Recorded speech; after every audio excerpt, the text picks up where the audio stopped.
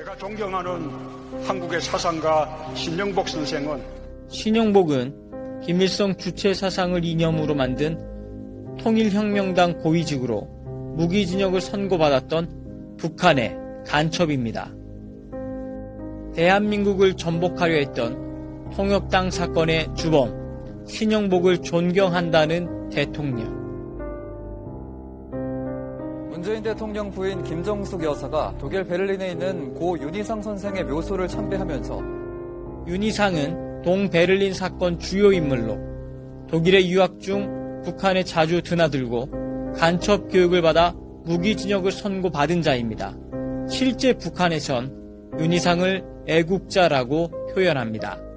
윤희상의 아내 이수자 씨가 북한의 김일성에게 보낸 편지의 내용입니다. 수령님, 수령님, 위대하신 수령님.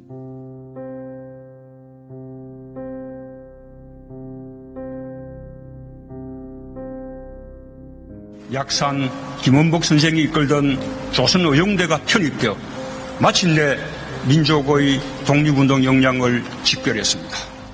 경남 밀양 출신 약산 김원봉은 해방 이후 혼란기인 1948년 북한으로 건너가 김일성과 함께합니다.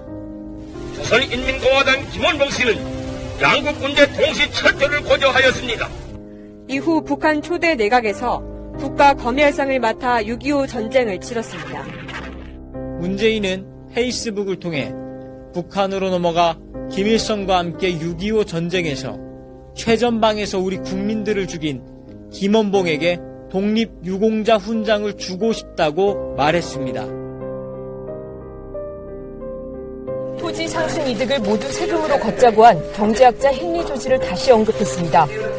추 대표는 헨리 조지가 살아있다면 토지 사용권은 인민이, 소유권은 국가가 갖는 중국 방식을 지지했을 것이라고 했습니다.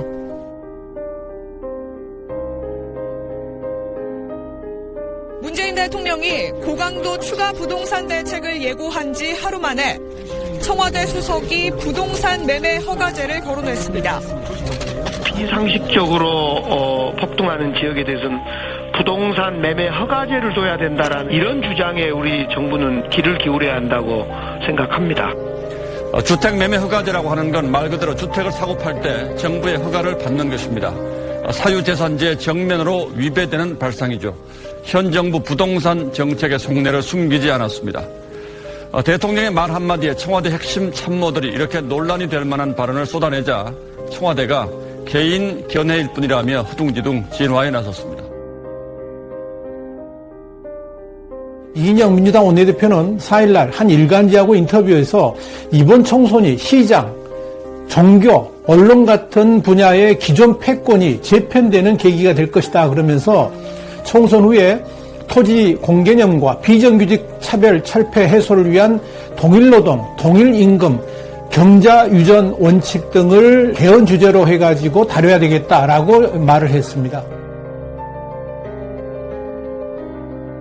제주는 해방을 넘어 진정한 독립을 꿈꿨고 분단을 넘어 평화와 통일을 열망했습니다.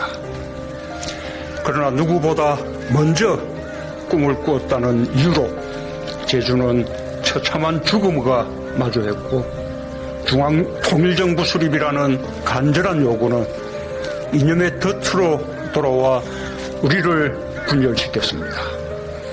우리가 지금도 평화와 통일을 꿈꾸고 화해하고 통합하고자 한다면 문재인이 말하는 먼저 꿈꾸었던 자들은 대한민국 정부 수립을 반대하는 남로당, 즉 북한의 조선인민공화국을 세우려 했던 자들을 말합니다. 여러분들은 이러한 사실들을 알고 있었습니까? 대한민국은 지금 북한으로 편입되려는 움직임을 보이고 있습니다. 4월 15일 자유 대한민국을 지킬 수 있는 마지막 기회입니다.